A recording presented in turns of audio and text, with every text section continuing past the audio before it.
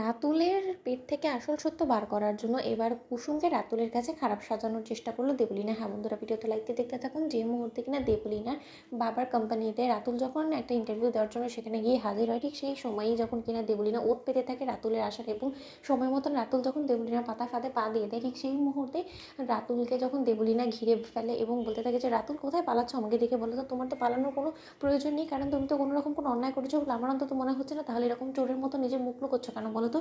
তোমার তো বীরের বেশে থাকার কথা, তাই না? কারণ আমি যতটুকু জানি যে তোমার এর মাঝখানে কোনো রকম কোনো দোষ ছিল না। তুমি কাকে ভয় পাচ্ছ, ইন্দ্রাণী আন্টিকে নাকি আমাদের সকলকে বলো তো? নাকি এক্ষুনি আমি আয়ুষকে কল করে আয়ুষকে তোমার সামনে দাঁড় করে দেবো এবং তার পরবর্তীতে তুমি আমাদের পরিবারে কাউকে তোমার এই মুখ দেখাতে পারবে না তার জন্য বলো তো? কিন্তু যার জন্য তুমি এত কিছু করলে সেই তো তোমার এই সমস্ত কিছুর দাম দিল না, কারণ সে তো রীতিমতো একটা অকৃতজ্ঞ মেয়ে ছাড়া কোনো কিছু না।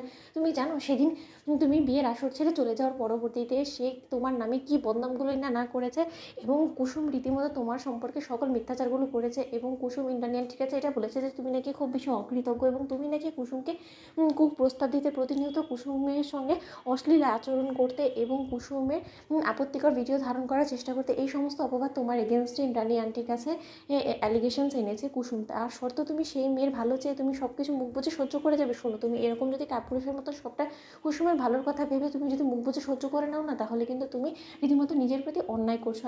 রাতুল, এখনও আমি তোমাকে ওয়েকআপ কল দিয়ে যাচ্ছি, তুমি যদি এখনও সজাগ না হও তাহলে আর আমার কোনো কিছু বলার নেই। ঠিক সেই মুহূর্তে রাতুল যখন বলতে থাকে যে আমি বিশ্বাস করি না যে কুসুম এরকম বিশ্বাসঘাতকতা করতে পারে, আমি যেখানে কিনা কুসুমকে বাঁচানোর জন্য নিজের কাঁধে সকল দোষ চাপিয়ে নিলাম, সেই জায়গায় কিনা কুসুম আমাকে নিয়ে এরকম মিথ্যা অপবাদ দিবে, অসম্ভব, সেটা কোনো মতে হতেই পারে না। ঠিক সেই মুহূর্তে দেবলীনা বলতে থাকছে একদম আমি ঠিক ট্র্যাকে গিয়েছি, কারণ আমি খুব ভালো করে বুঝতে পেরেছি যে রীতিমতো কুসুম এমন কোনো কিছু বলেছে যাতে কিনা রাতুল রীতিমতো বিয়ের সিদ্ধান্ত থেকে পিছিয়ে যেতে বাধ্য হয়, এবং কুসুমের এই সমস্ত চক্রান্ত তো এবার ইন্দ্রাণী আন্টির কাছে ফাঁস করে কুসুমকে আমি বাড়ি ছাড়া করবো, নয়তো বা এরকম একটা সুবর্ণ সুযোগ আমি কোনো মতেই পাবো না পরবর্তীতে আর কোনো দিনও। ঠিক সেই মুহূর্তে এত যখন বলতে থাকে যে না দেবলীনা ম্যাডাম না, আপনি যতই কুসুমের বিরুদ্ধে আমাকে উস্কানোর চেষ্টা করেন না কেন, আমি খুব ভালো করে জানি যে কুসুম খুব ভালো প্রজাতির একটা মেয়ে, এবং ও কোনোদিন এরকম কুৎসিত মন্তব্য আমাকে নিয়ে অন্তত করবে না, কারণ সেরকম কোনো কিছু আমাদের মধ্যে কোনোদিনও ঘটেনি। এবং যতটুকু বিয়ের সিদ্ধান্ত থেকে পিছিয়ে যাওয়ার কথা বলছেন সেটা সম্পূর্ণরূপে আমার নিজের ব্যক্তিগত একটা সিদ্ধান্ত ছিল, কারণ আমি কোনোভাবেই মনে করি না যে কুসুম আমার যোগ্য, এবং আদৌ আমি কুসুমকে নিয়ে কোথাও ওকে ইন্ট্রোডিউস করাতে পারবো অ্যাজ এফ আমার ওয়াইফ। তার জন্য আমি নিজে থেকে সিদ্ধান্তটা নিয়েছিলাম। এর মধ্যে আমাকে কুসুম কোনো মতে আমার উপরে চাপ প্রয়োগ করার চেষ্টা করেনি,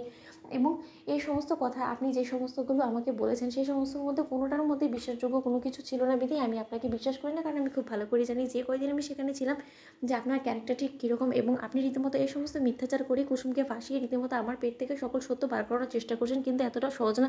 অন্যদিকে দেবলীনা বলতে থাকছে তাহলে তুমি নিজ মুখেই স্বীকার করছো যে তোমার পেটে এমন কোনো কিছু সত্য লুকিয়েছে যেটা এখনো পর্যন্ত আমাদের জানা হয়নি। তো বন্ধুরা, লাইক এন্ড শেয়ার করো, সাবস্ক্রাইব করো।